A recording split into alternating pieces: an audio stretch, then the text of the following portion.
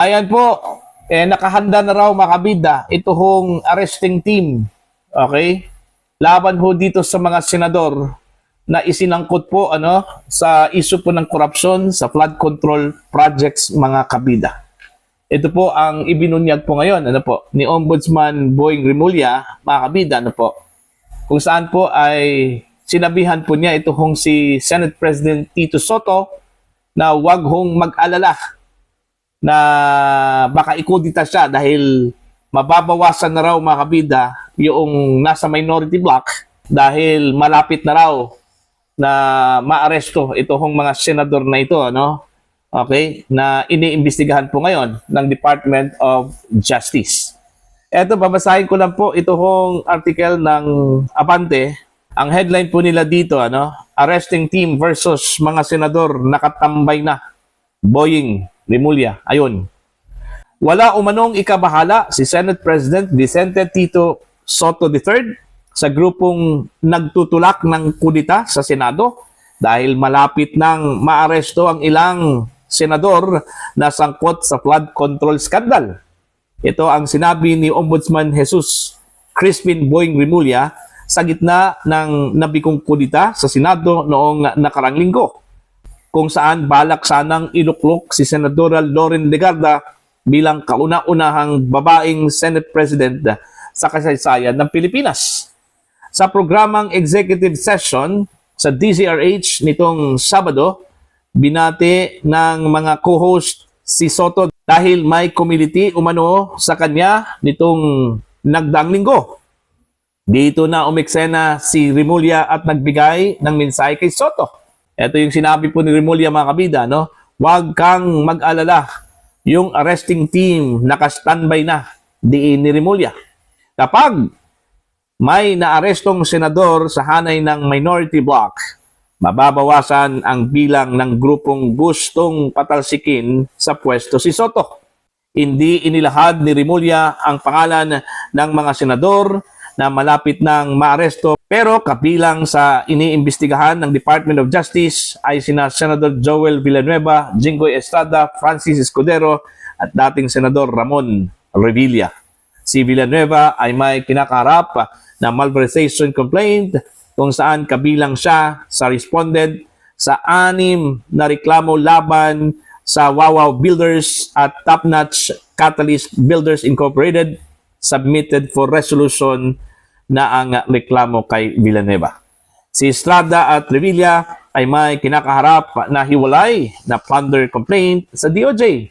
Nakapaloob naman sa draft report ng Senate Blue Ribbon Committee ang pagsasampa ng kasong kriminal laban kina Villanueva, Estrada, Escudero, Revilla, dating ako Bicol Party List Representative Zaldico at dating Caloocan Representative Mitch Kahayon Uy.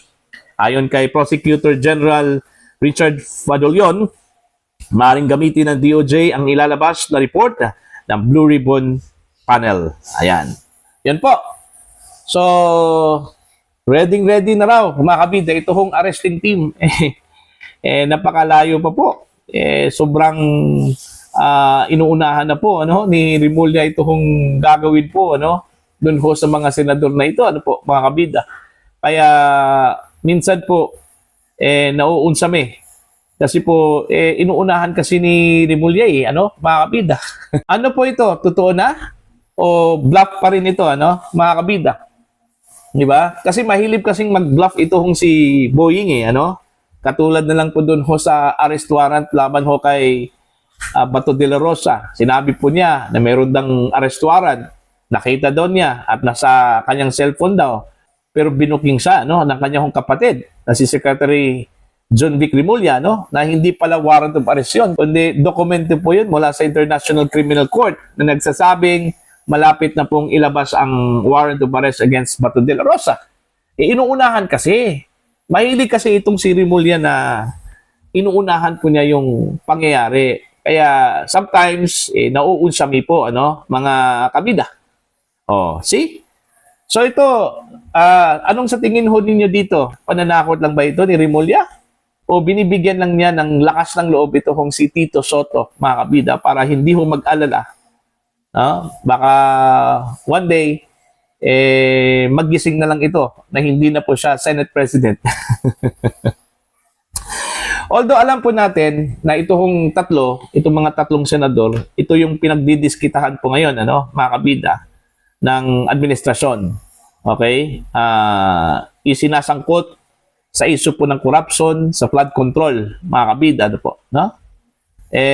Marami hong nagsasabi na ito daw ay sinadya, dahil gusto po nilang mabawasan po yung numero po ng mga minority bloc members, okay, dyan po sa Senado, para sa ganun, pagdating ho sa impeachment trial daw ni Vice President Sara Duterte, mga kabida, mananalo na po yung conviction. Kasi, yun nga ang required lang kasi ng acquittal dyan po sa Senate, kung sakali man po, matuloy ito kong impeachment trial po, Kasi po, ang required number lang kasi, mga kabida, for acquittal, dyan po sa Senado, kung sakali man po, matutuloy po yung impeachment trial po, against Vice President Sara Duterte, siyam. Okay, siyam na senador. Kung mababawasan po ito ng 3 dahil makukulong, kasi yung kanila hong kasong kinakaharap po ngayon, mga kabida, no bail bond recommended po yun, malversation of public funds to the highest level, at saka ito hong plunder, mga kabida. So, from 9, magiging 6 na lang po. Okay? So, doon pa lang sa 6, unang-una, yung issue po ng kudita, malabo na po, mga kabida. Pangalawa, yung impeachment complaint against Vice President Sara Duterte, malabo na po yung acquittal. Kasi kulang po sila, Unless, kung ito pong nasa majority po, mga kabida, gagamitin po nila yung konsensya po nila. Hindi po dahil sa party line, dahil ho sa pressure, okay? Tapos makikita po nila na wala talagang ebidensya. So may posibilidad na ma-acquit ito hong si Vice President sa Duterte, mga kabida. Pero yun nga ang paningin po ng taong bayan po, mga kabida, kaya pinagdidiskitahan ito hong mga senador na ito dahil doon ho sa goal, na kailangan hindi ho makakuha si Vice President Sara Duterte ng sure na acquittal. Okay? Dahil doon pa lang sa minority block, kompleto na po, Siyam na po yon. So, kung aabot po sa Senate, yung impeachment complaint, articles of impeachment against Vice President Sara Duterte, natural, magkakaroon talaga ng pagdinig, o trial. So sigurado na po, na ma-acquit itong si VP Sara. Okay? Pero kung mababawasan yan sila, mga kabida, dahil yon may kinakaharap na mga kaso, okay, mas malinaw po yung conviction, okay, kaysa dito ho sa acquittal. Okay? Against the Vice President, mga kabida. So, titingnan lang po natin, abangan po natin to, ito hong sinasabi po ng ilang mga kritiko na strategy po ng gobyerno, okay, against the Vice President, mga kabida, kung uubra ba ito, ang ending dito, mga kabida, baka naman po may twist. Instead na sinisigurado po nila, na ma-convict, okay, matatanggal ito kung si Vice President Sara Duterte, baka naman po yung mga nasa majority po buboto doon ho sa acquittal. Okay? Yun yung masaklap po para ho sa gobyerno, mga kabida, po. Lalong-lalo na po pag wala ho silang makitang ebidensya. Kung yung ebidensya po ng opposition dito, yung mga nasa prosecution, sinasalag po ng ebidensya po ni Vice President Sara Duterte. Okay? Kasi po, ang nakikita ko lang po dito, mga kabida, na ang pwede hong sumalag po dito, sa mga batikos po at aligasyon laban ho kay Vice President Sara Duterte pagdating ho sa use of the confidential funds, mga kabida, ito lang pong Commission on Audit.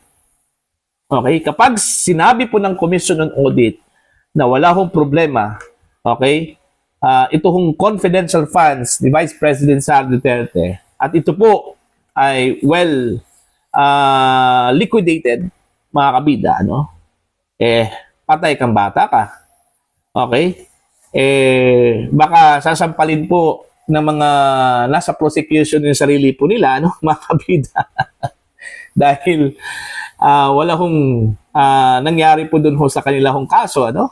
Kampante kasi yung prosecution, yung mga nagtutulak ho sa impeachment against Vice President Sara Duterte, mga kabida, na mananalo po sila kasi meron daw ebidensya.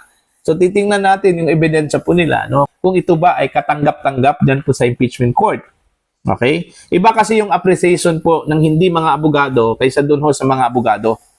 Iba kasi ang impression, mga kabida, kahit na po sa mga abogado kaysa appreciation po ng mga judges. Alright? So, abangan po natin yan. Yung sinabi po ni Ombudsman Boying Rimulya, mga kabida, na malapit na pong maaresto itong mga senador. Okay? Abangan po natin yan kung gaano ba kalapit. Okay? Yung sinabi po niya na malapit lang maaresto kasi nakatambay na raw yung arresting team eh. Ano? Sabi po ni Ombudsman Boying Rimulya, ano po, mga kabida. Okay? Para bang binigyan po niya ng pagkakataon itong mga senador na makapaghanda, no? Okay. So, sa tingin po ninyo, tama ba yung ginawa po ni Ombudsman Boying, ano? Na inalarma po niya itong mga senador? Meron na pong nakabang arresting team laban ho sa kanila, ano, mga kabida? So, ano po ang comment at opinion nyo dito, ano? Please comment down. Sa mga hindi pa po subscribers sa channel, please subscribe. Just click the subscribe button, click the notification bell, click all para updated po kayo, mga kabida, sa aking mga uploads. Maraming salamat po sa inyo lahat.